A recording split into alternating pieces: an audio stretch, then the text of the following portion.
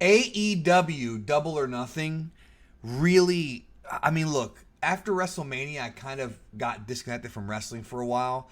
I just kind of took a break from it, and AEW has rekindled my love for wrestling. I saw Double or Nothing tonight, and really, Double or Nothing, even more so than All In, is exactly what the wrestling business needs. And I didn't think I was going to say that before I saw the show. I thought it was going to just be another show, a good show, a fun show, but not really the cusp of something special. And after watching the show tonight, it did feel like something special was happening. Double or Nothing was the first official pay-per-view from AEW. Of course, All In was like the test show, you know, the pilot episode, you could say. And I liked All In. I liked that show. But this one blew All In away. You had 3 main events in this show that were all incredibly fantastic. They were all amazing, and they were all different. And they were different not just from each other, but they were different from WWE.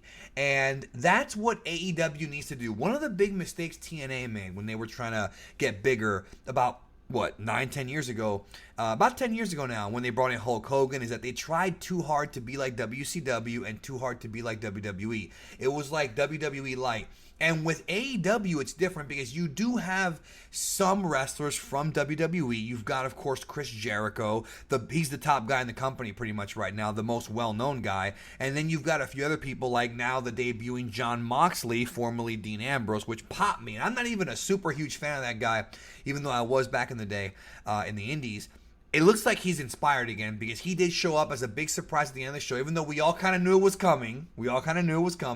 And those two guys are from WWE, but you don't have a roster filled with a bunch of WWE cast-offs. No, Dean Ambrose asked for his release. Jericho chose not to come back. They are choosing to come to AEW. They are choosing to be a part of this upcoming company, and they have their back against the wall, but they got a TNT TV deal. And things are looking really good for AEW, way better than they ever did for TNA. And part of the reason is because they do things different. They actually pay respect to the legends. Bret Hart came out on this show to present to unveil the AEW World Title. You know, and they showed respect for him. They weren't clowning him, making fun of him. They showed respect for him, which WWE has also done. Don't get me wrong, but they didn't make it into a clown show. And then you have Jericho, like I said, and Moxley. But other than that, you've got talent from all over the world, independent talent. And like I said, it's all different. And I'm not going to do a match-by-match review of the card, but I will tell you the things I loved and things I didn't love about the show. Because it wasn't a perfect show. I think the segment with Bret Hart after the whole, like, introduction of the belt, and then they had, like, a fight. It was like a brawl with MJF and those guys. That went on way too long. I thought it was a little too... It went on a little bit too long.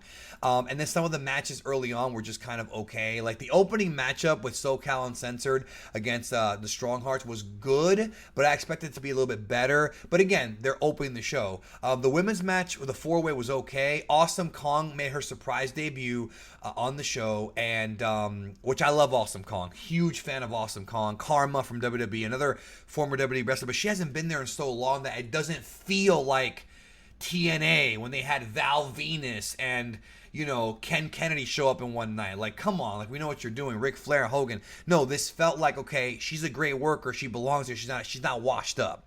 The best friends against Angelico and Jack Evans was fun.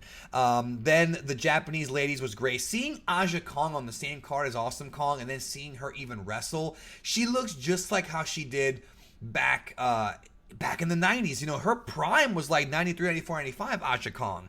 And we're seeing her back in the business now, and that was a fun treat. So, again, they treat their legends well. Now, dude, these 3 main events, right, were so incredible. Cody Rhodes versus Dustin Rhodes. I did not think this was going to be what it was. I did not think it was going to be this good. I thought it was going to be a fun match. And remember, this was supposed to be a WrestleMania match a few years ago, and WWE canceled it. I don't know if you guys remember that. They were building up to Goldust versus Stardust. What a match. This match, Cody and Dustin, is what wrestling needs. I was talking to Unreal Gaming about this a few weeks ago. In fact, he might actually work for this company someday. And we're talking about wrestling and what wrestling needs because he's a worker. I've always felt like what's missing in WWE is genuine emotion. Look what happened when Roman got leukemia and then came back. It was emotion. And Cody and Dustin, real brothers, sons of the legendary, iconic Dusty Rhodes, who passed away years ago. I would have loved it if Dusty could have seen this match. It really is a shame because these guys. So this whole show was like, crazy bumps and just multi-man matches, lots of lucha stuff. And that's another thing, too, that they're trying to do different from WWE. A lot more lucha, a lot more Japanese wrestlers, but not like the Lucha House Party where it's like one gimmick and they get beat up by Lars Sullivan, they get buried. No, here, the lucha and the Japanese style was all hybrid and it all worked. Like, it all actually worked on this show. It was beautiful. I mean, it really was beautiful the way they booked it. But then you get Cody and Dustin, which was such an incredible match because it was so old school and so like epic. Like, it was emotional. There was blood. And again, that goes back to what I was saying about the emotion thing. Wrestling needs personal characters that we can relate to and emotion. Cody Rhodes comes out, kind of makes fun of Triple H with a sledgehammer and with a big, and then smashes the big entrance, like the big chair with his symbol. It was obviously a shot at Triple H, and he has this incredible match with Dustin Rhodes, who's another guy who, again, he's seen better days, but he's always been incredible. And what a match. God. And after the match ended, Cody told him, I don't need a partner. I don't need a wrestler. I need a brother. I need a brother. Not a friend, a brother. And they hugged and they cried. It was real tears. Real tears. Because Cody and Dustin are real brothers, and they've had ups and downs in their relationship throughout the years. Cody brings in Dustin. You're going to wrestle me in my first pay-per-view match for AEW. And they had an incredible match. What an incredible match. Close near falls. This was the best, Dustin Rhodes match we've seen in a long time. And that John Cena match he had last year on Raw was fun. This was, Dustin Rhodes, Gold Dust, is so... This dude's 50. And he gushed. And that, again, different from WWE. Emotion, blood. Now, you don't want to have every match have blood. You don't want to make every match a bloodbath, right? But here it mattered because seeing Dustin wear the crimson mask just really added to the match. So we're going to get Cody and Dustin against the Young Bucks in Jacksonville next month, which is very exciting. Speaking of the Young Bucks, AAA Tag Team titles, Young Bucks against the Lucha Bros. Not me and Draven, Pentagon and Phoenix. What a great match. Again, we saw the ending was a little bit botched in that it was a little bit sloppy, but it's okay. The rest of the match, this was so amazing. We saw things in this match. Phoenix was doing things like certain kind of moves, like I can't even describe it, like arm bars into Hurricane Rana's on the other guy. Like, there was so much incredible tag work here, and it was fast. It was quick. There was psychology because the whole story here was that they were aiming for Nick Jackson's ribs and his shoulder. That was what they were working over. And then he had to basically apply the Meltzer driver. I'm sorry, Matt. It was Matt, not Nick. He applied the Meltzer driver while still having his arm. It was Matt. Yeah, he still had his arm injured, so he had to squeeze as best he could and barely get the Meltzer driver on. Great finish. God, this was great. I can't even tell you how, when you have a show that has 3 rock-solid main events like this, you cannot say anything but give it a thumbs up. Jericho and Kenny Omega, my God. Jericho had an awesome entrance where he had all the different phases of his career, the Lionheart, the List, the Light Up Jacket, but not the Y2J, but that's okay. He comes out dressed like Mickey Rourke for some reason. Incredible. Just, have you seen these guys? I don't think it was as good as their match in Tokyo Dome, but it was right up there.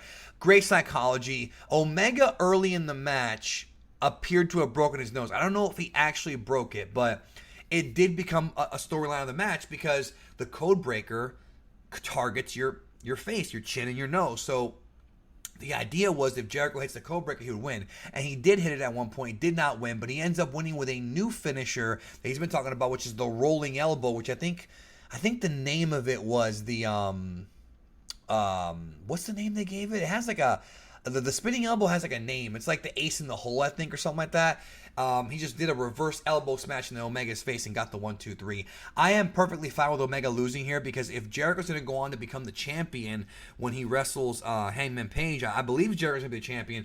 Kenny Omega chasing him for the remainder of the year, I think works. And also, we got the Omega Dean Ambrose or Jon Moxley match coming up. So Jon Moxley debuts, got a huge reaction out of the crowd. Jericho does the classic, "What are you doing here? You don't work here," which is the classic, outsider invasion phrase. If you've been watching wrestling for a long time, you know about, "He doesn't work here." You know about that. And Omega and Jericho, after the match is over, like I said, Jericho's a promo calling the fans mark, saying this company's for me, not for the fans. It's for me to make money, blah, blah, blah. And then Moxley comes out, hits him with the DDT, big pop, and then he tries to hit Omega with it, and Omega fights back, so they brawl into the crowd, and it ends up with him hitting the DDT on this giant, poker chips, these big poker chips. He DDT'd him on there. And it was great. It was a great finish to the show. Moxley was there. He looked great. He looks like he's fired up to wrestle again. So we're going to get, Moxley and Omega in the August show. And I'm guessing Jericho versus Hangman Page for the belt. Those are the two main events, I'm guessing, which I'm perfectly fine with. That sounds great to me. We'll see what they do. What a great show. I mean, this was, again, excellent pay-per-view. The crowd, the show was lit relatively well close to the end. I don't like the blue and red tints, but the show looked professional. It looked more energetic and professional than anything TNA or Ring of Honor have done in a long time. I'm just being real with you. And I grew up with, I grew up, I was in my 20s, but I love Ring of Honor and TNA during, when I was younger.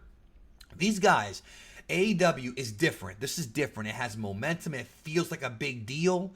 It feels like they really are on the cusp of something really special. It feels like they're really on the verge of, and again, don't let anybody sit here and tell you they're going to be able to beat WWE. Vince is in trouble. He's not. Trust me. WWE has a war chest, and they have equity in the wrestling business bigger than any company will ever have. But that's not the point. The point is, can AEW give more wrestlers more work, which I care about? My boy Sammy Guevara was on this show in the pre-show, and he was awesome because Sammy Guevara is always awesome. And other guys, it's going to give wrestlers more work, right? And they need more work. The more wrestlers that have more work, the better the business is, and it's going to give fans another company to watch, and we need other companies. They should not go on Monday nights. They should not compete. Again, don't make the same mistakes that TNA made. WCW got away with it because they had a big pocketbook and the business was in a totally different place back in 96, but now we're in 2019, and people, I think, want to see Raw on Mondays, AEW on Tuesday, right? 2 different nights, 2 different shows, 2 different kinds of wrestling, and that's the way it should be. That is the way that it should be, and I'm really excited to see what's going to happen with this company. But thumbs up. This was as good of a premiere show for a company you could ever have, and I'm really excited to see where this goes. I'm so hyped. What a great finale. They're doing things right. They're doing things they need to be doing to make themselves stand out, but also give the fans what they want. And just great matches and great promos and great storytelling, And they didn't do a lot of backstage vignettes, just some warm-up stuff. It was just a quality freaking show. Quality. I spent $50 on it, and I don't regret it. And I'm going to try and go to that Chicago show if I'm healthy enough, if my health gets better.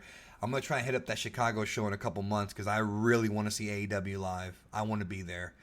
Anyways, what'd you think? Let me know in the comments. Love you guys, and I'll see you soon.